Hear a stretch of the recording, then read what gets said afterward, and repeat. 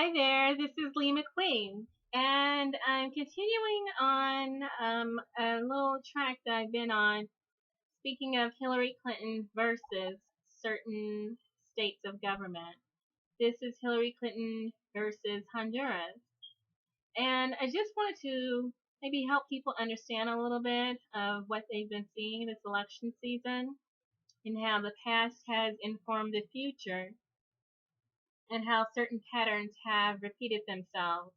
Because I also did a video titled Hillary Clinton versus Haiti, and that outlined her interference in Haiti's electoral process and their electoral system, something that people refer to as regime change, and how that's not the first time or the last time she meddled in foreign nations on their elections and try to prevent strong internal leadership from rising up.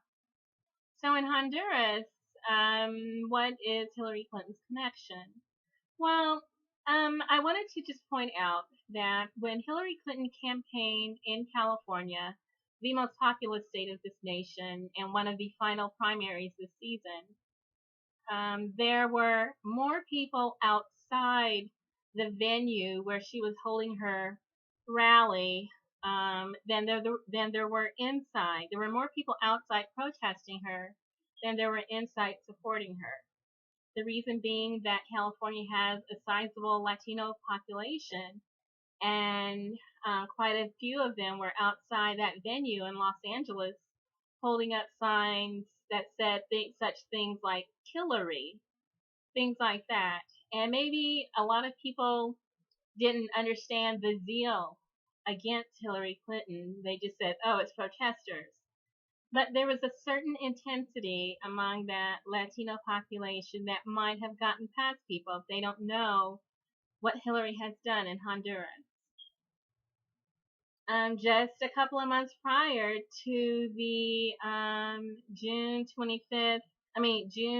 7th primary of California, Berta Caceres, an environmental and humanitarian activist in Honduras, was murdered by forces that were sympathetic to a cause that she was against. Berta Caceres worked on environmental issues. She wanted to stop the poisoning of the Honduras environment. She wanted to stop the construction of a huge dam for private interest that would have displaced a lot of native and indigenous people. Berta Caceres was focused on human rights, environmental rights, and social justice, which were opposite to corporate interest, kind of like what we see here in the United States along the lines of fracking, among many other environmental justices. So Berta Caceres was a strong leader. She was murdered, and many people feel that her murder was made possible through the changing of the regime in Honduras, which was low-key supported or low-key allowed by the United States, specifically the State Department, specifically under the leadership of Hillary Clinton. And there was questions at the time when the coup occurred, whether it was a coup, was it a military coup? Barack Obama said it was a military coup. Hillary Clinton kind of dithered back and forth, maybe it's a coup, maybe it's not. It's sort of a coup, but it's not, this and that. And the reason why is, if it were a coup, the United States would have to cut off humanitarian aid and support to Honduras, cut them off financially. And under the State Department of Hillary Clinton, they chose not to cut Honduras off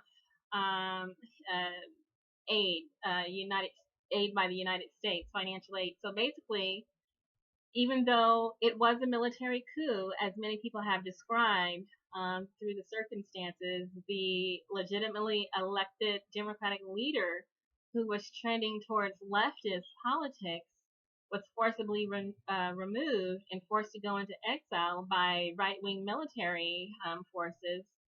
So if you describe it that way, many people would say that that's a military coup. Regardless, the the person that the people chose to put into power was removed, and then alternative leadership was installed that was not supported by the people. To enforce this leadership, there began a series of assassinations, violence, retribution that included rape of women activists and displacement and fear campaigns. So Honduras was put into disarray by this regime change. And the fact that Hillary Clinton supported this regime, this new regime that was illegitimate, she prevented the rightful return of Zelaya, the true leader of Honduras. She kind of, dithered back and forth and ran out the clock. And even despite many Latin American countries wanted Zelaya to return to be the leader for Honduras because that's what the people wanted, Hillary Clinton kind of ran out the clock, low-key supported the right-wing military installed leader, and then just said whatever to the violence that followed. And violence that was so severe that refugees began to leave Honduras to seek safety elsewhere, the United States specifically. Children and families affected by all the turmoil. Hillary Clinton returned them to Honduras. She prevented these refugees from coming into the United States to seek shelter.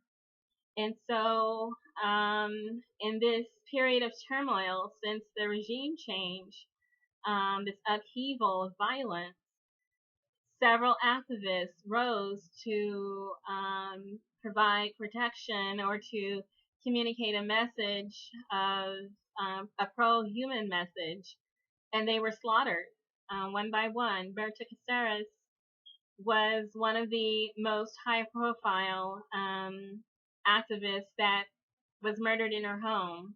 They shot her to death, and she left a family behind.